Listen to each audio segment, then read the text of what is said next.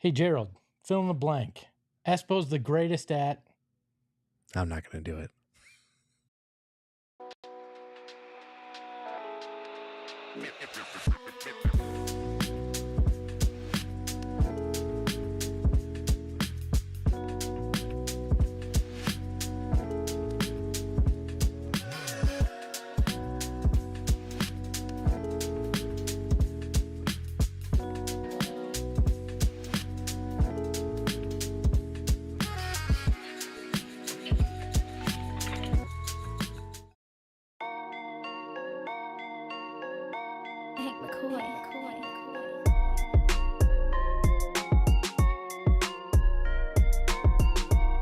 What is up, everybody? Welcome to another edition of the PHNX Suns Podcast. I'm Espo.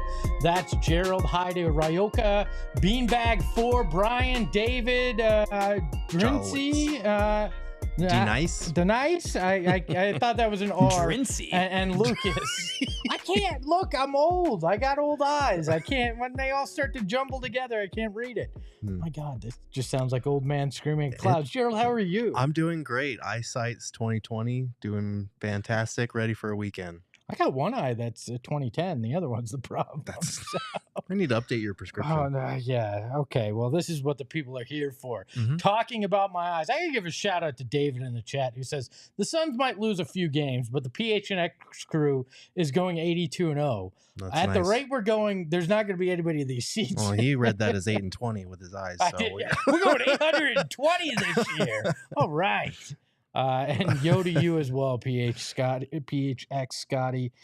We are talking Suns basketball today, but in a different way than we have lately. We're going to do some fill in the blanks today.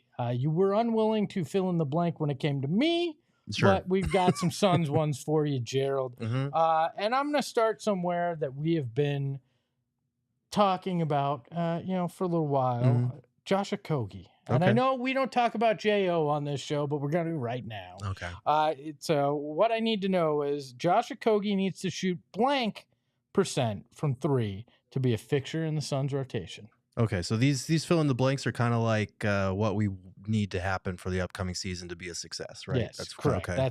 Sorry, I did bury that part of the exercise. Yes. So 36 feels unlikely. It feels unrealistic. But that's kind of what it needs to be, right? Like I'm tempted to say 35 just because of all that he does on the defensive end. I feel like he can make up for it even if it's slightly below league average. But it kind of does feel like a situation where if he can't shoot league average, teams are going to leave him. We know teams are going to leave him in the playoffs no matter what he shoots during the regular season. They're going to say, okay, do it in the playoffs. If he shoots 36% in the playoffs, you can live with that as long as he's like pulling the trigger and not hesitating, because we have seen where teams have left him and he's like kind of pump faked or thought about it or not shot the ball at all. Those are shots you have to take in a modern NBA offense. So I think you could probably, with the firepower that you have around him, if he's playing, 10, 15 minutes off the bench, you could probably get away with 36, even though it feels unrealistic. I think 35 might be like a best case scenario for me. How about a hell of a lot of better percent? Yeah. Oh. I actually think that you can probably get away with 34%. 34, okay. Just because of the impact he could potentially have on the defensive end. Like, to be a fixture in the rotation, I don't think means he's playing 20, 30 minutes. Right. That's you carve out a good 10, 12 minutes for him on a regular basis. I think you can settle for 34% as long as the defense is top notch. Now, if that defense is even a slight shade under what you've expected, then that becomes problematic. But I think you can probably get away with 34%. Yeah, and we should bear in mind, these are going to be very limited turnovers or opportunities. Yes. Like the attempts are going to be very low. If you look at his playoff career, he's only attempted threes in the playoffs with two teams, the Suns, because when he was on the Timberwolves, they didn't really make the playoffs very often. He played 2 minutes in his first stint with them.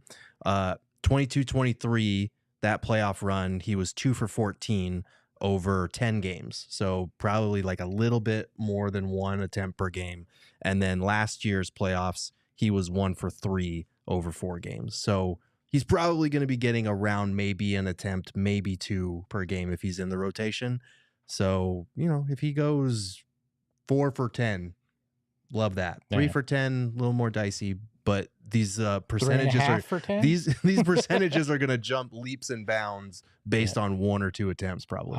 Let's talk with white noise behind the Mac as well. Sure. Eric Ruby, you can be part of this. What do you think Josh Okogie needs to shoot percentage wise to be part of the rotation? I think to be constant, not just like hey, we're going to throw you in for a couple minutes every other game. He's going to have to be probably 36%. I think anything lower, you're just going to see less and less playing time with him. It's just all of it really comes down to what else is he doing, because if you have enough shooting around him and he's just causing havoc and you just put him out for a couple minutes and he's locking down, then that 34, 35, 36% doesn't make a ton of a difference. But if he is being relied upon to shoot threes, then that's probably going to get pulled. So he's an enigma. It's hard to figure him out. 36 and 34%. I know there is a difference, but it's not like this massive, massive game-changing difference, Especially the way you're saying, Gerald, with the limited number of attempts. The difference between a 34 and a 36%, is going to be negligible in what he's doing for sure. Next one, Jusuf Nurkic. We've talked about a lot about him, but Jusuf Nurkic should be attempting blank threes per game under Mike Budenholzer. I struggle with this one because I'm still skeptical that the 3-point shot is going to be a thing for him this year. I think heading into this season, last season, we thought it would be. And he attempted a lot of threes for the first half of the year, but he was only hitting 28% of them or something. And so they kind of pulled the rug out from underneath him on that and said, okay, maybe don't do that as much anymore. I think Mike Budenholzer is going to encourage him to shoot threes, and if it goes well, he's going to keep shooting them. If it doesn't, they might have to reassess again. I think if you look to a couple seasons ago, he shot 2.3 per game, and I think it was a career high 36% from him. If you get similar production, your offense looks drastically different than it did last year when he wasn't a floor spacing 5. So I'm going to put it at 2.0 for me attempts per game. I think they definitely want him to take threes. I think they're used to having stretch 5s and Bud's system. It's just going to depend on how efficient he is to start off the season, I think. I'm going to say 3 because even if he goes 1 of 3, it means the defense can't completely ignore him out there. And with the kind of guys that you have on this roster and Nurk's passing ability, when you go that route, that could open up so many different things. Now, to your point, if he starts shooting poorly in that, you draw it back as you go along. But early on, I'd like to see it because I think 33% keeps the defense honest. If he's hitting 1 of those a game, I think it could dynamically open things up. I will take 34, 35% for Nurk. I would be okay with that. But that's at 2 threes. I think at 3 threes, you kind of want to be pushing a little higher than 33. I'm a simple man, and that's the easiest math I could do. That's fair. Eric, what do you think? He needs to hit. He needs to take just enough, right? I know we could put threes. We could put a number on it, but there was a point last season, the beginning of the season, where he was actually taking more threes, and he just kept missing. I think starting off with 3 and just say, "Hey, you've spent all summer working on it. Let's give you the green light to shoot if you're open," but. If it's not working 5, 6, 7 games in, I'm not saying you completely take that away from him, but you whittle that down to 1 or 2 until he actually starts to hit it again, because defenses aren't going to commit to it if he's not actually hitting those threes. Right. You want to establish hey, Jusuf Nurkic stretch 5 is a thing this year. Defenses, you have to worry about this, but if he's hitting 29% of them again, defenses are going to be cool, you go ahead and go for it, bud. Especially if Bradley Beal, Devin Booker, Tyus Jones, and Kevin Durant are the other options on the floor. Yeah. Jusuf Nurkic 3 is probably the last thing that a defense would want to focus on out of that group. They're cool with that shot until he proves them otherwise. Well, yeah, but if he proves them otherwise, the whole lid's off this season. Everything you're expecting changes dramatically. If he goes full broke Lopez. I don't care if that sounds insulting. I mean it in the most generous way possible. Do you? Yeah, I do. I do, because we know he's not going to be Brook Lopez. He's not going to go that crazy. But even if you give me the Walmart version of that, it changes things dramatically for this team. And I'm not expecting a Brook Lopez, Bobby Portis, Al Horford type of turnaround, but Like, if you look at the number of attempts that Al Horford was taking and making, before and after Bud, same thing with those other two guys I named. It's night and day. So Nurk's release looks good, and he did have that one season in Portland where it looked decent and he was getting good returns on it. So if that is a new component of his game, that's great for the Suns, because it also maybe adds another dimension to the offense where you're not so reliant on Nurk, the rim runner, because as we know, the touch at the rim leaves something to be desired. But yeah, I'll put it at 2. I'll, with the potential to go up to 3 if it goes well, down to 1 if it doesn't. Down to 0. Yeah, just I'm stop. bartering. That's why I say just enough. Right. Just enough, right? Don't commit to a number. Let's get a vibe for it. Let's the see how he's Goldilocks doing. thing. Yeah. I like Axel saying the preseason I want 4 threes per game. I don't hate that. Preseason, I don't let hate it that at let it all. fly. Yeah, just show me. Let's Yeah. see if you can actually do it in a low stakes situation. Great. We'll then integrate it into the regular season as well. Next one, Grayson Allen needs to average blank points per game to win 6th man of the year. To win, like definitively be the favorite, I would say probably like 17 or 18. I would put it probably right. I mean, I feel like that's what most 6th men of the year average, and he was at like 13.5 last year, I think. So he'll have some ground to make up, especially with his minutes possibly being reduced in a bench role. But maybe if he's coming on off the bench and just like, hey man, shoot, we just want you to shoot and score. Maybe that'll simplify things. I don't know that he'll get there, but I think it had to be around like 17 or 18. Yeah, I'm thinking 18 to 20. I actually went back and looked at a bunch of the guys who had won 6th man of the year, the Jamal Crawfords of the world, guys that offense was what was going to predicate it. Jordan Clarkson, another guy where I love Grayson, but he's not going to be some massive rebounder. He's not going to be some defensive game changer where he's going to win the 6th man on that. He's going to have to wow you with the amount of points. And when you looked at Clarkson, you looked at Jamal Crawford, guys of that ilk that won it, it was that 18 to 20 range. So I think he's going to have to do that. And I don't know if he's going to be able to I don't know that he's going to get enough shots to hit that on a nightly basis. I sure hope so, because again, if he's shooting that many threes, he's connecting and he's averaging that as the 6th man, this team is in a different stratosphere yet again. I'm going to say 20, just because I think on a team full of offensive firepower, and I think this team's going to put up some crazy numbers, you're going to have to do a little bit more to stand out. And if it's like, hey, there are 3 20-point scorers on the Phoenix Suns, it's Kevin Durant, Devin Booker, and Grayson Allen, right? Instead of a Bradley Beal, then he gets in those conversations. But I think if you're like the 4th, 5th scorer on your team, I don't think you're going to be in that 6-man conversation. I see what you're saying, but I do think like 6 man, I feel like out of all the awards, maybe except for Rookie of the Year, because the best rookies are usually on bad teams. Like that's the one where team context, they don't care as much anymore. Because I feel like we've gotten lazy with 6 man of the year. Like in recent years, it's just like, who's the dude who came off the bench more than he started that put up like the most points? But that's what I'm saying is because it's like Jordan Clarkson. Stand out, he has to do 20. I don't know that he does. Maybe in the context of this team, but I think if they're just like, yeah, he's coming off the bench and he's putting up 17, 18. I think it's like, yeah, we'll just give it to him because he's doing that. Yeah, Like, I mean, I guess I think it probably depends on, with all these awards, is there another guy that's doing a lot more offensively? Like, if there's some gaudy 21-point number and he has 15, you're just not gonna get there. But I really think you also need a lack of options. Yeah, like. But that's my thing is like 6 man of the year in recent years has felt very underwhelming. Yeah.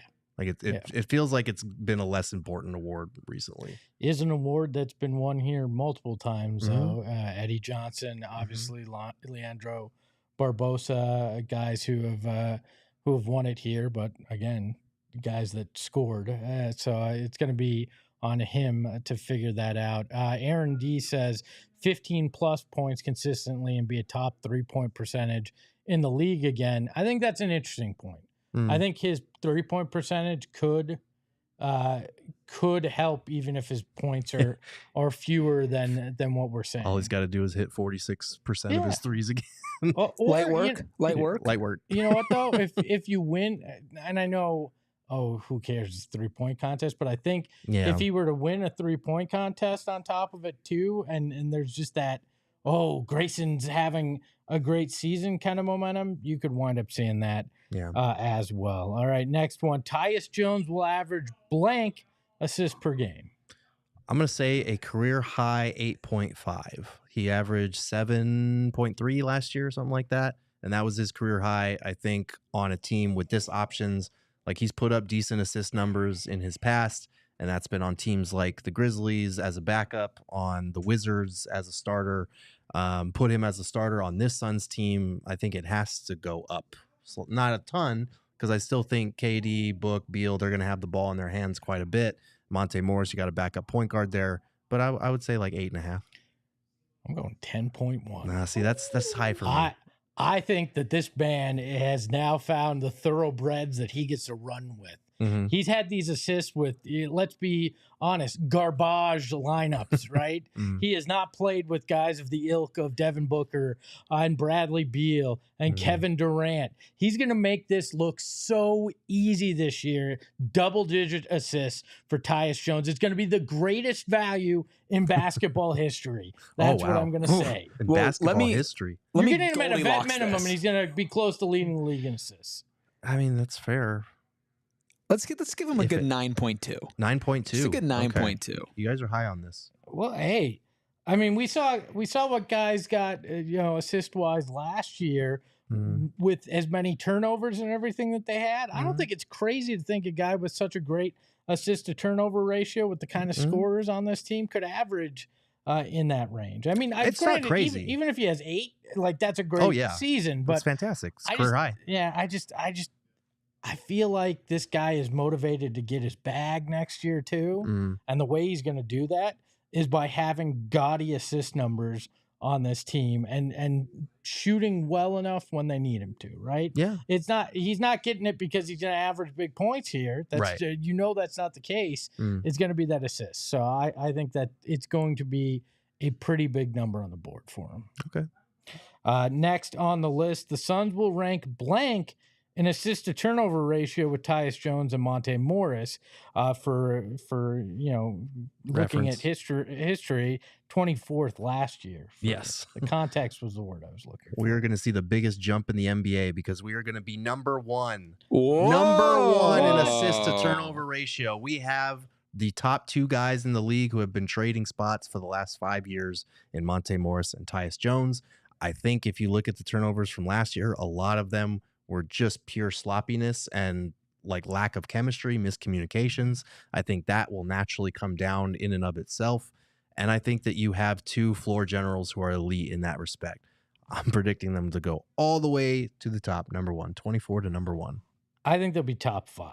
Okay. I don't know that they'll go all the way to number 1 because like you said, Book, KD, Beal, all these guys will also have the ball in their hands. Nurk at times, and I told you yesterday we should probably just put everything aside from last year and turn the page. I don't take my own advice sometimes. You haven't turned the page on that one. That I'm like, I don't know. We saw it, and it was pretty atrocious last year. I mean, it's fair. And 2 guys do not make an entire team. I'll say that. And that's kind of where I'm going, because if you look at Washington last season, they were 21st, which is still better than Phoenix. And of course, Minnesota is up there now at 20. And Monte didn't play a ton, so you can't fully throw that in there. I think they'll probably be like 8 or 9. Okay. I think they're going to be really good in the guard sense, but you've seen a pattern with KD throughout his career as far as turnovers go. It's just kind of something that happens with him. Right. Nurk, Book, all like they're going to turn the ball over still. They're going to turn it over still. They're going to average 40 assists a game. But if you jump from 24 to turnovers, 8 or 9, that's even a huge that jump. your offense is high powered as hell. Well, and I mean, just think about how many games you would have added last year if you were like 7th in assist to turnover ratio rather than 24. If you were like 15th instead of 24, you're probably winning like 55, 56 games. Yeah. So that's going to be fun to watch. Next one, the Suns need to take blank threes per game this year. For context, they shot 32.6 per game last year, which was 25th in the NBA. Oh, they need at least 36 a game, and that's like the bare minimum, because 35 would have been 15th. So basically, league average last year, 36 would have been 12th. And as we've seen in the NBA over the years, those numbers keep creeping up more and more. So 36 this upcoming season, that might be league average. So 36 is like the bare minimum for me. I would prefer to see like 37, 38. I want 40.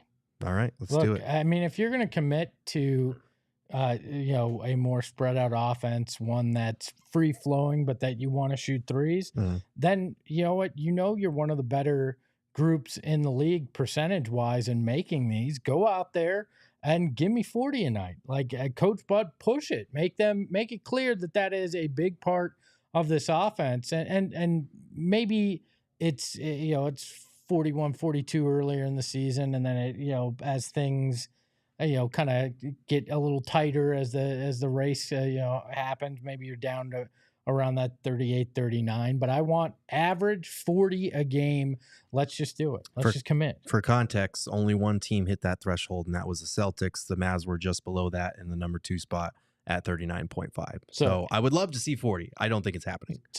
So what you're saying is the 2 teams that went to the finals almost shot 40, or one almost shot 40 and one did. That's why I want 40. Yes. And I think that's kind of the case.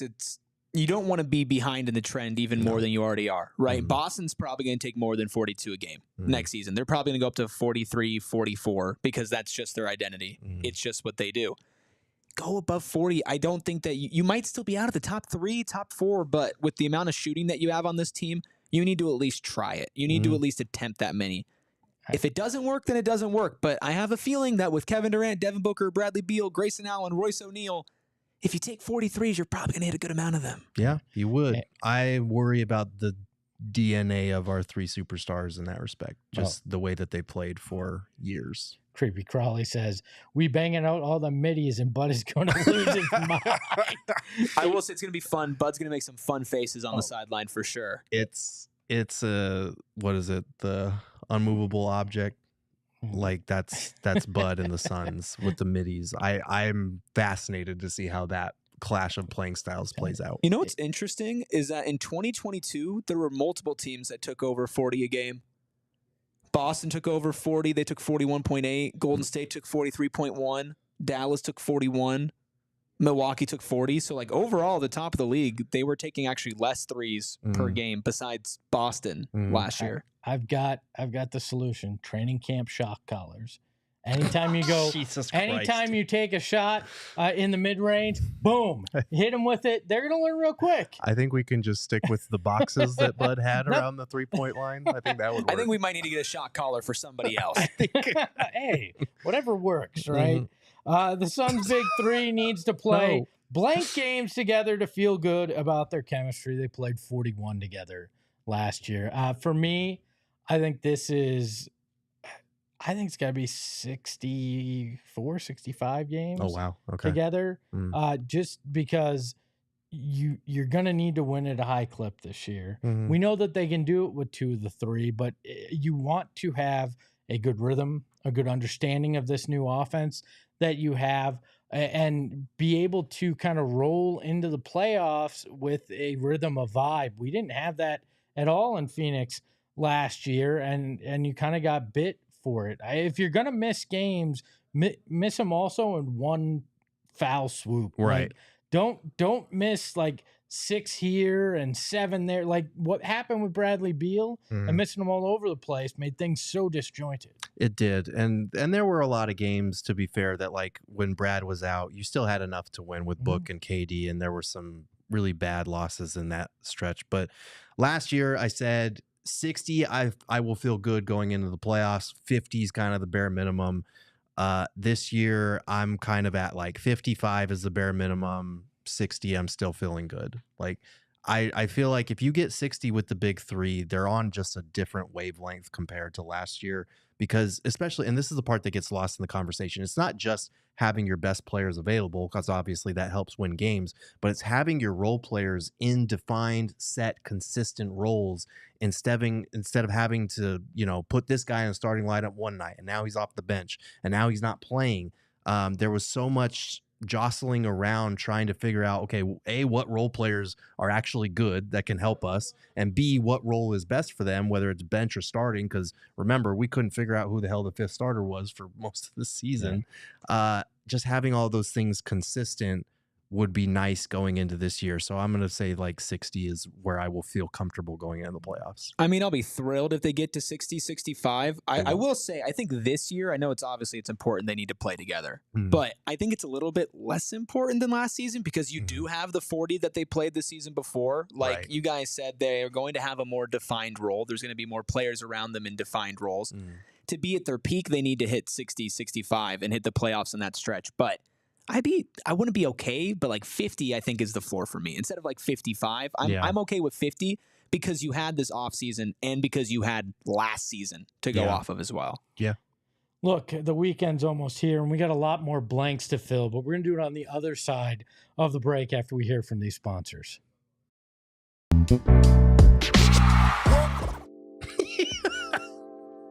Sponsors or the end of the show. I don't know. Let's talk about our friends over at Empire Today. If you need flooring, there is no better place to get it than with our friends at Empire Today. They've got that shop at home convenience. So tonight, you're bored. It's 11 o'clock. You're done scrolling through TikTok. Hit up Empire Today and find some flooring for your new home or your old home. Doesn't matter. They've got you covered there. And you know what? It's simple, right? They've got curated product selection of the best flooring that you're looking for around. And they've got the virtual floor visualizer. So you want to see what that flooring is going to look like in your house?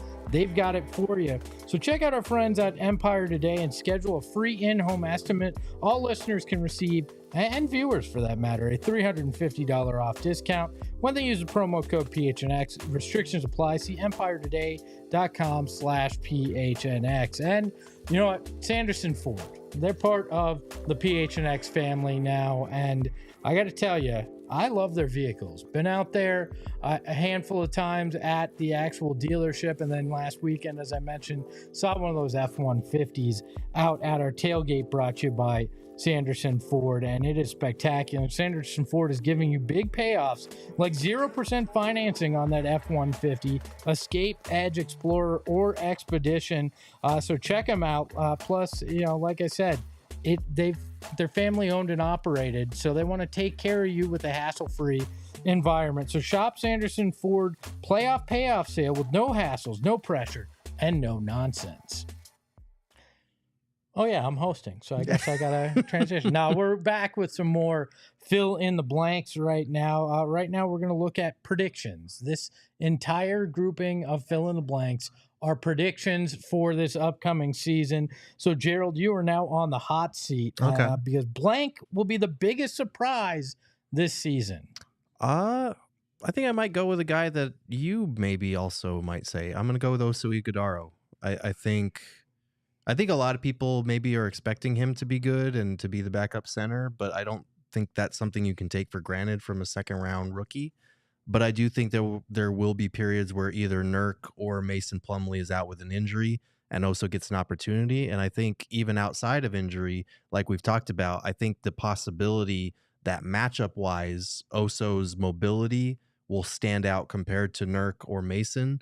I think that might give him an opportunity at some minutes, and I think he'll make the most of them because he is a very smart player. He has his limitations. He's got the learning curve as a rookie, obviously, but I think he's going to be my biggest surprise this year. I think James Jones is going to be my biggest surprise this year. Oh, yeah? I think he's going to make a move at some point that will shift the balance of things in the Western Conference and potentially in the NBA. They were strategic in these signings in the offseason to give them flexibility, adding those draft picks, and they made it very clear that they weren't going to give up the 2031 in any moves this offseason. So if there is a spot that they need to fill, I think James Jones and Josh Bartlestein are going to go out there and make it happen. I think they are going to have the biggest surprise this year. Okay. Give me Bradley Beal.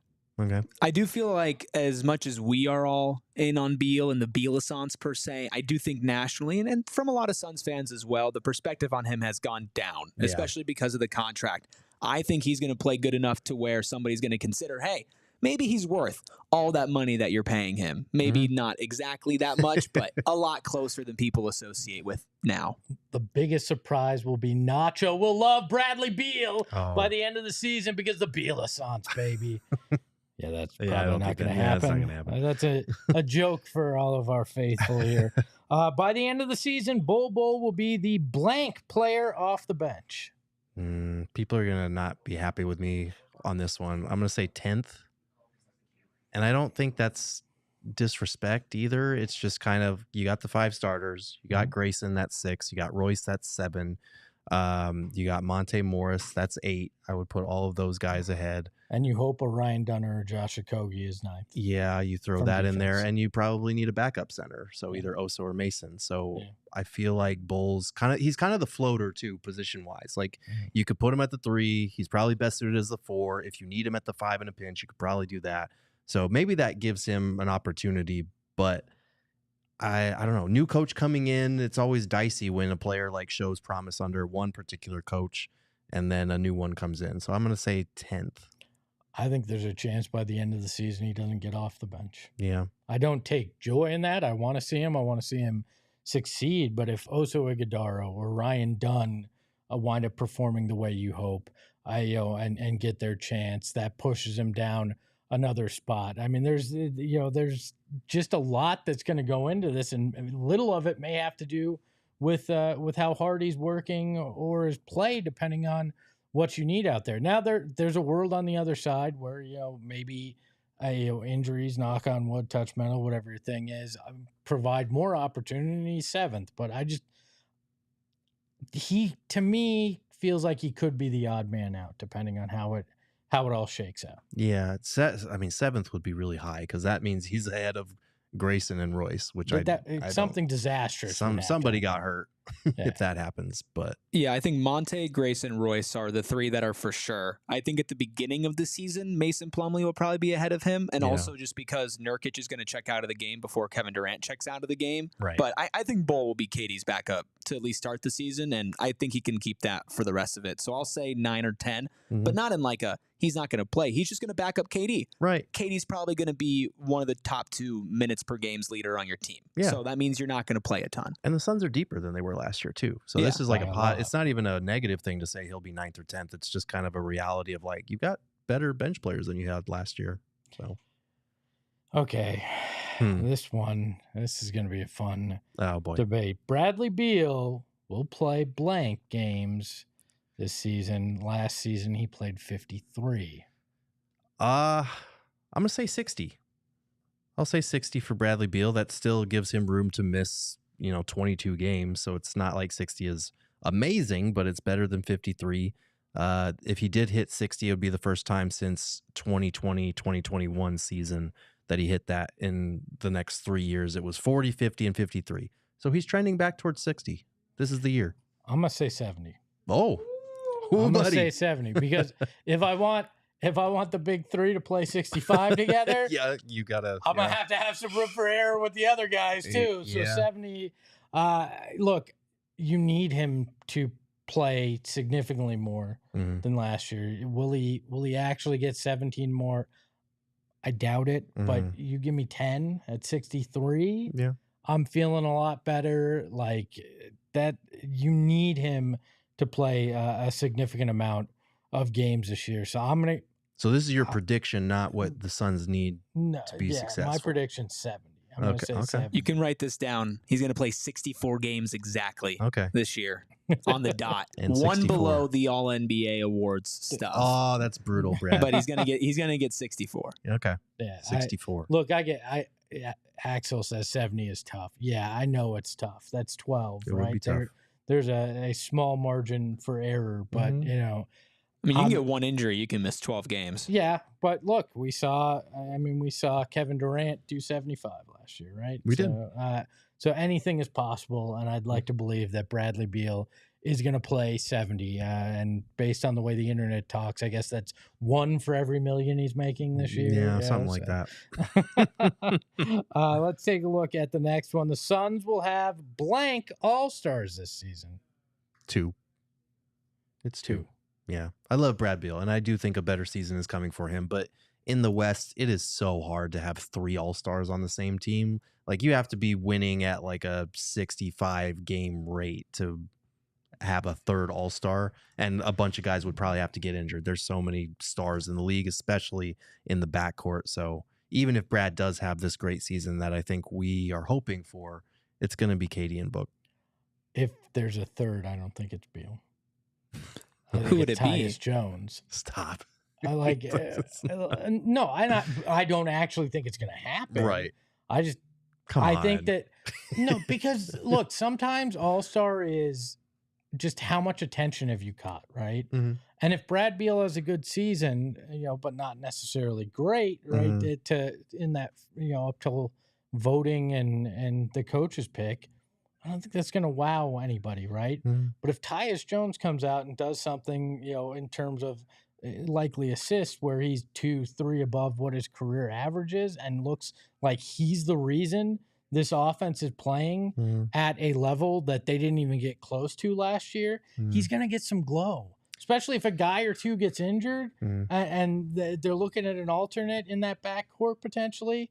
But I don't think it will happen. But if it does, I think it's Tyus Jones. I think it's two, obviously, in KD and Book, but I think it's Jones, not Beal, if it's three. West is just too deep. Yeah. It's too deep for either of them. But I mean, I don't think, because with Tyus, you're talking a good season's probably like an all-star season from him would have to be 10 and what do you have to average, like 15 and 10? He'd have to average like 12 assists probably. Yeah, and a good amount of points too, because even if you have 12 assists and if you're scoring like 5 to 8 points, I still don't think they're going to pick you over like a borderline like De'Aaron Fox, who's probably going to be averaging like 25 and 8. Right. So it's going to be Book and KD as long as they stay healthy. Even if Beal's healthy, if he goes up to 20, 21, 22 points per game, that's still not enough. I'll say this. I'm going to make a very bold prediction. They will have 5 participants in All-Star Weekend. There we go. The 2 All-Stars. Yep.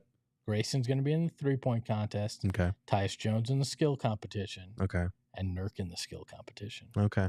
That'd be fun. Because if Nurk's hitting okay on 3, still has some assists, I could see them being like, we need the big man sideshow, because they always throw that in. And if this team's winning at the clip, we think that may be how they get more reps. If they do it team-based, Tyus, Nurk, and Bol Bol. Oh, that'd be That's great. how you get eyes on the skills competition. I will say I think Nurk does prioritize his vacation time, though. So I don't know if he wants to be doing anything. Sometimes they don't over really his give you a All-Star choice, break. too. Sometimes it's... I don't know. I mean, Grayson allegedly got an invite, but he already had vacation plans last year for 3 I'm saying the team might not give him a choice because it's like, hey, get out there. We need as much positive pub for you as possible, all right? The trade deadline's in a week. So. Yeah, and I will say, like, for All-Star, like, Book is not even a guarantee either. I think Kevin Durant gets the fan vote, and he's Kevin Durant. He's going to play at a high level. Book last year, like, if you looked at the different All-Star predictions across the web, Book was on some of them. He wasn't on others. So, like, the West is that crowded, and it's not that Book is not deserving of an All-Star. I think he's going to have another All-Star season. And it's going to be a no-brainer. But we've seen this guy get left off the list too many times in the past to even say that he's a surefire pick with the way that they do these things. This is the one that'll come back and bite us. Somebody will clip this, and we will see this again come April. The Suns will win blank regular season games and finish blank in the West. Okay. I got 55 wins and 4th in the West. Maybe 3rd. I don't know. I'm going to go 58 wins and 2nd in the West. Okay. I was going to go 57 3rd.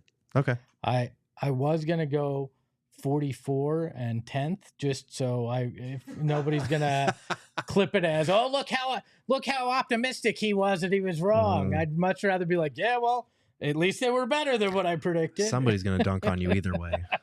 Look, like I've said, I feel 55 to 60 wins is where they're going to land here. I still think they have the best duo in the NBA. I understand Boston with Tatum and Brown and the championship. A lot of people will argue that, but I still look at Kevin Durant and Devin Booker as being 2 of at least the top 15 players in the NBA, if not the top 10, and nobody else can say that, right? I think that they have that much talent, and that Coach Bud has proven it in the regular season to be able to get it going. I don't think 58 and 2nd in the West is insane. No, I think they're better suited if there's an injury to Book or Beal just because of the depth that they have there. They have better bench depth. They have point guards to help run the show. I do think if Kevin Durant can't stay as healthy as last year, or if the big three struggles with health in general, like that's what kind of lowers the bar for me. I don't think 60 wins is out of the question for this team if they stay healthy, but I'm banking on, a stretch where we kind of see some injuries to the big three again. Axel is predicting apparently the toughest Western Conference ever. He has them having 60 wins and finishing third in the West. Oh, snap.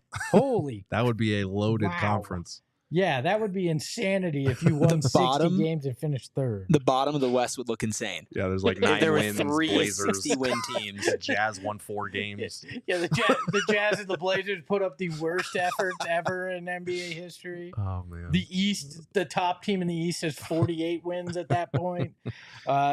Next one, Suns will win blank playoff games, which is funny because that's exactly what they did last year.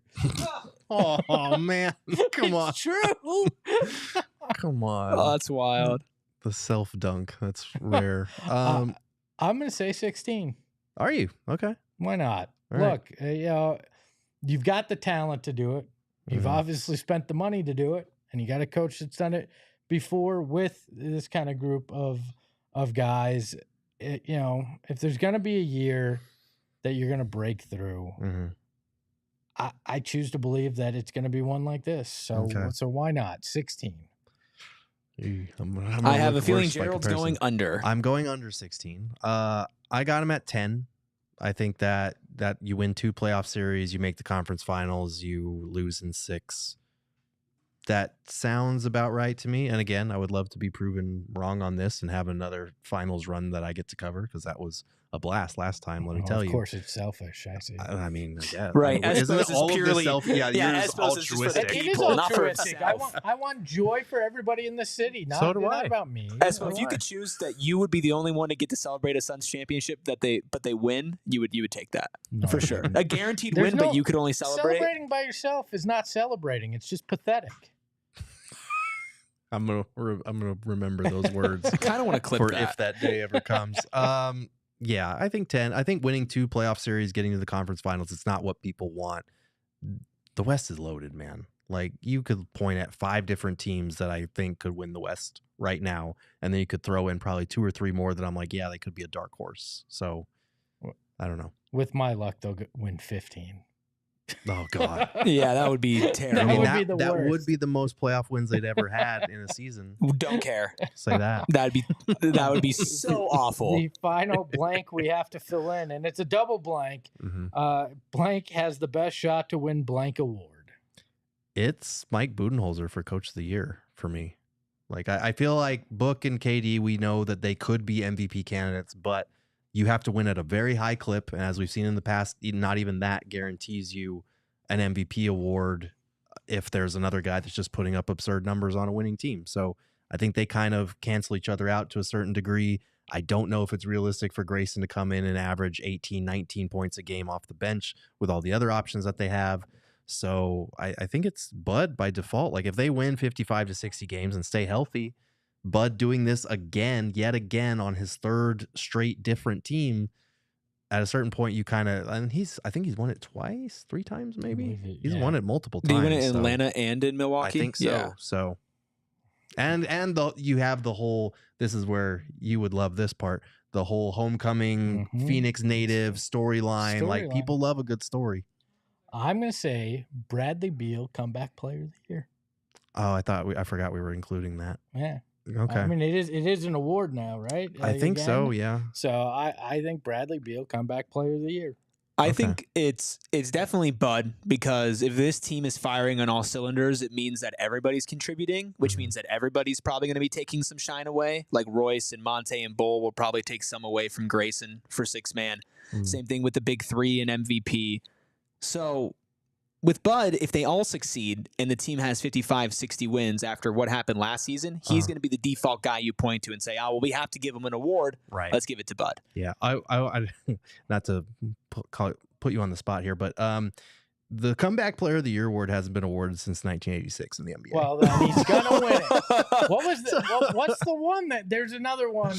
Most improved. There was a clutch player of the year. No, most improved is just which number 1 draft pick played better this season. I could see I could see Devin Booker winning Clutch Player of the Year.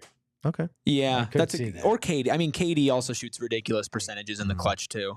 Guess what? If you can get good odds on Bradley Beal to win Comeback Player of the Year, That'd be a- Don't take him because it hasn't been awarded in almost 40 years. That would be a comeback of the ages. Yeah, don't call it a comeback. It hasn't been here for years. I'm laughing at this award because they gave it the first time they awarded it was 1979-80, and then they just decided to stop 7 years later. They're like, nah, this award's dumb. We good. Players stopped overcoming adversity. They're like, it's just sad. It's just sad. This award is set. I mean, there's some notable names. We got Tiny Archibald, Bernard King, Gus Williams, Paul Westphal, Adrian Dantley, Michael Ray Richardson, and Marcus Johnson. So notice They gave it to Marcus Johnson and said it's over. yeah, notable names, and then they're like, nope. You know what? I wish I were a little bit taller. I wish I were a baller. And we'll talk about that on the other side of the break. We will. We will, in a way. What we're talking about right now, though, is our friends over at Gila River Resorts and Casinos. Got to tell you, I love spending time out there, whether it's a weeknight out there on the gaming floor or it's a weekend watching some great sporting events like when we have our Cardinals away game watch parties out there or when we do the Suns ones. I love everything about Gila River Resorts and Casinos. Fabulous service, unbelievable environment, and the food is top notch. Whether you want to go to the Shula Prime Steakhouse, which is like the high end, or even if you just want a slice of pizza, they've got everything and everything in between that you will enjoy when it comes to the food. Also, they have 4,500 slots and live table games where you can catch all the action on all the screens there in their sports book. They've got what you need, and they are going to be hosting our Cardinals events all year long, the Suns watch parties, and I even heard from a little birdie that they may do a Diamondbacks watch party if the Diamondbacks make the playoffs. So Nice. Make sure to stay tuned. You do you at Gila River Resorts and Casinos. Visit play@Gila.com for details. And our friends at Game Time want to help you get into events live. They've got some of the best deals when it comes to tickets, whether you like sports, whether you like theater, whether you like concerts. They've got you covered. And you know what? Their Game Time Picks is my new favorite feature that they have. There's a lot of noise when you're searching for tickets, but with Game Time Picks, they remove all that noise. They show you the best deals in the best seats that they have in the thousands of tickets that they offer. So you can use that feature today to get you in to whether you want to go to a Cardinals game, a Suns game, you want to go see Lawrence, the band that's coming to town, one of my favorites. You can do that. You could have used it at Green Day and hung out with Gerald, but you missed your chance there. So you know what? Sign up today when you download the Game Time app. Use that promo code PHNX when you create an account, and you're going to get $20 off your first purchase. Terms apply. Again, create an account and redeem that code PHNX for $20 off. Download Game Time today. What time is it? Game time! Oh. All right. You know, I teased it before the break that, you know, I wish I were a little bit taller. I wish I were a baller. Well, I could sing the rest, but I'm not going to put you through that. You wish. But what I was talking about was this idea that I saw online that what if any player in Suns history could be 6'8", Okay. that either wasn't tall enough or was too tall Okay. at that point, and how would it have changed their career? Okay. Do you got a guy in mind that it would have dramatically changed his career if he was 6'8"? In a positive. I don't want to in go a positive the negative. way. Yeah. I mean, Charles Barkley feels like an obvious one because he was what, 6'4"? Yeah, they Officially? claimed he was 6'6" on the you know, the program, but he was not. He was 6'4", if that, because I've stood next to him and he does not come off as tall. You give that guy an extra 4 inches of height with the things that he could do on the fast break in his prime, the physicality, the athleticism that he had for his size. I mean, that would have been insane. That's probably the one that I think of right off the bat.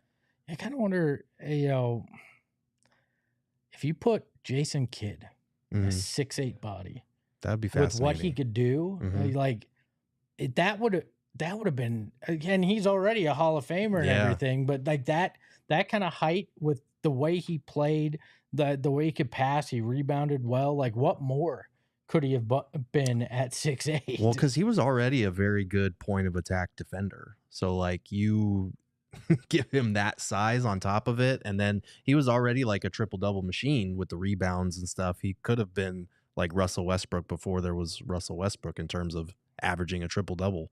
Hopes said Steve Nash. What do you think about Steve at 6'8"? So the playmaking would have been insane at that size because he would have been able to see over most of his defenders, Sure. which would be unfair. I would want to see a more aggressive 6'8" Steve Nash with the shot, because one of the biggest things we wanted to always see from Steve was, bro, you're 50, 40, 90. We need like shoot more. You can do it.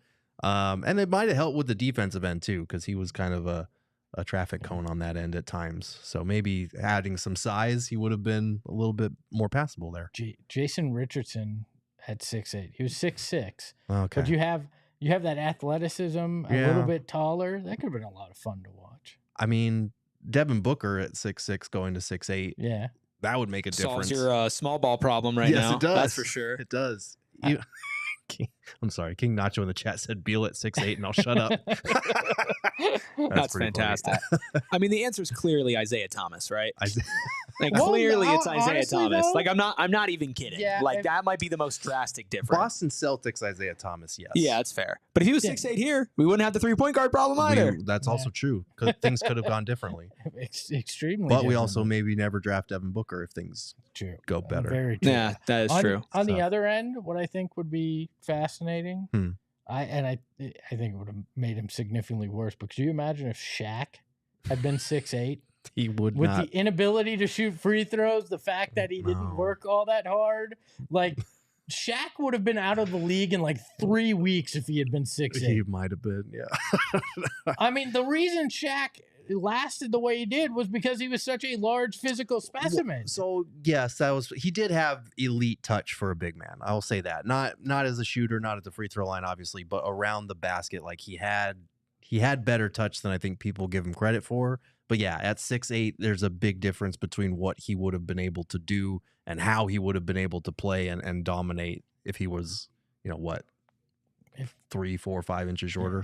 Same weight. Yeah. If Shaq was 6'8", he may never have actually made the NBA. He would have in the 90s. He would have made it. He would have made it. He would have made it. He just would have. It would have been. He would have had to develop different skills than he had. That's for sure. It certainly would have been a mediocre career. It wouldn't be a Hall of Fame career. No, and look, Shaq took what he was given and turned it into an unbelievable career. Just because it's not his. It's not like you can knock a guy because genetically he wound up that height and that weight. Actually, you can if you're Shaq talking about Rudy Gobert. Right. But can we do some underrated non-star ones? Sure. But I want to one thing I want to say, and I forgot. So go ahead and do your underrated. You were so ready. I was so ready. And then I forgot. think PJ Tucker from 6'5" to 6'8" Yeah. would have been a whole lot of fun. Would have been a lockdown. I mean, he was already kind of the lockdown guy on those teams, but it would have been to a different level at 6'8". Yeah, I certainly think that would have been fascinating to see what he would do. Is KD 6'8" right now, or is he 7 foot? Where are we at? He's 6'9". Okay, so I won't say that. So pretty similar. I think Meatloaf saying Goran Dragic That's a good one. That would be would have been nuts. unbelievable. Oh yeah, because he was so crafty around the basket and just getting to the basket and driving. And if he had the ability to just elevate and detonate on people, that would have been a game changer for sure. Yeah, I don't know how tall Eddie is. I don't think he's 6'8". He probably could have benefited from that I think too. Eddie's Probably 6'6". 6'6". I would guess. I mean, just eyeballing it. I'm just thinking, for you have more height, so the ego can fit a little bit more. 6'7". So give him that extra inch. So. No, Eddie would be like, my body's perfect. I don't need to change anything. I don't need to be 6'8", you big dummy. Walter Davis? Walter Davis would have. I don't know though, because how tall is he? 6'5"?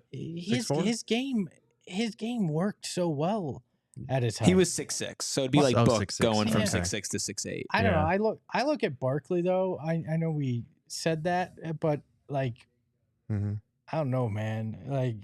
Well, you're projecting that if he was 6'8", he'd be even heavier. Though. Yeah. Well, I mean, we saw what Proportionally. he did at 6'4", so I mean, yeah. I mean, I don't know. Raja Bell, Ted Offensive says, I think that could be It's a fun an one. interesting one. Eric Bledsoe's one that me and Eric talked about before the show that would be interesting. Going But from mini LeBron to LeBron. you have to also have that dog in you because he had it whenever he would play like Russell Westbrook, but then there would be other nights where it's like, he had 8 points and 3 turnovers and didn't really look interested. You got to wonder, though, if you were bigger and you knew that you weren't just going to take a beating every time you went in the lane. Like that guy hit the floor so many times. He was like a running back in there, Yeah. honestly, because he had to be. So, I mean, at 6'8", and you're running in there with that size, you may just demolish guys in that way. So, Kev, Ricky Rubio. That's not terrible. I don't know, a 6'8" Ricky Rubio with the flowing locks and the beard.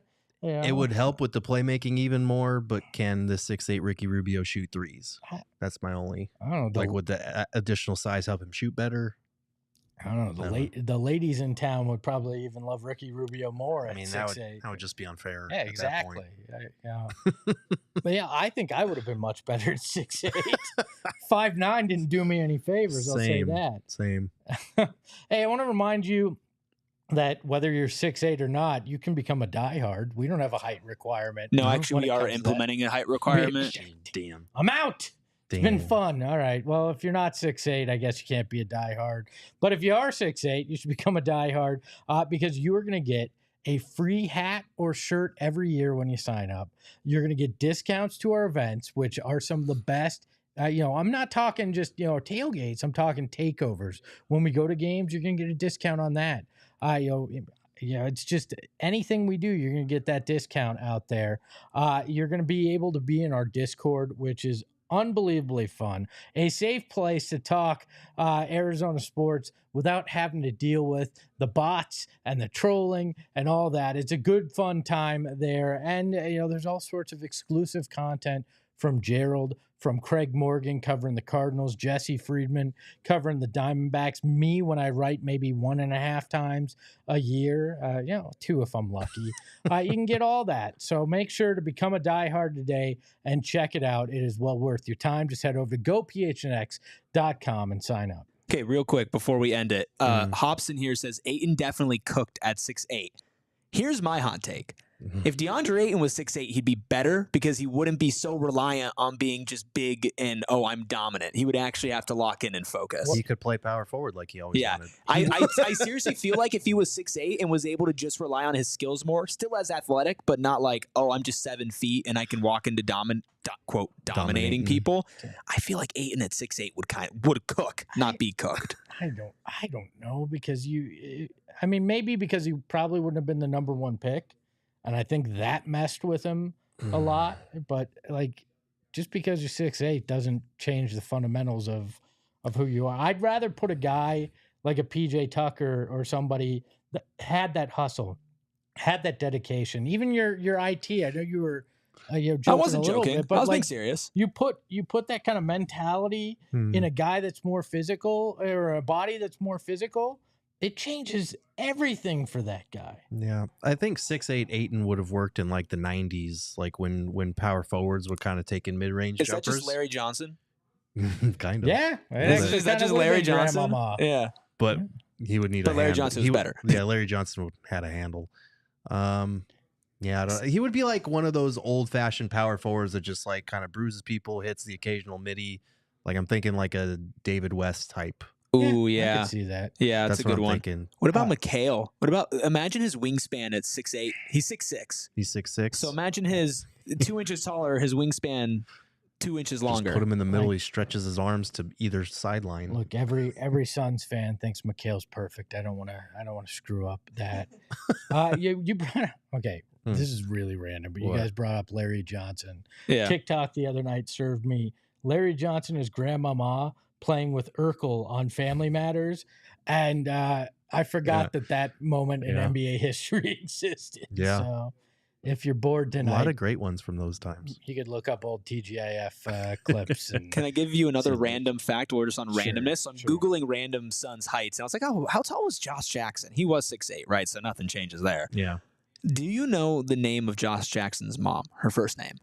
I did. Oh, I used and to. I don't remember it. remember. Apples. Yes, apples. And she had a sister that was peaches. Oh, it should have been oranges. I'm not kidding. Her No sister way. had a name that was a fruit related as well. So That's wild. my God, this show got off the rails.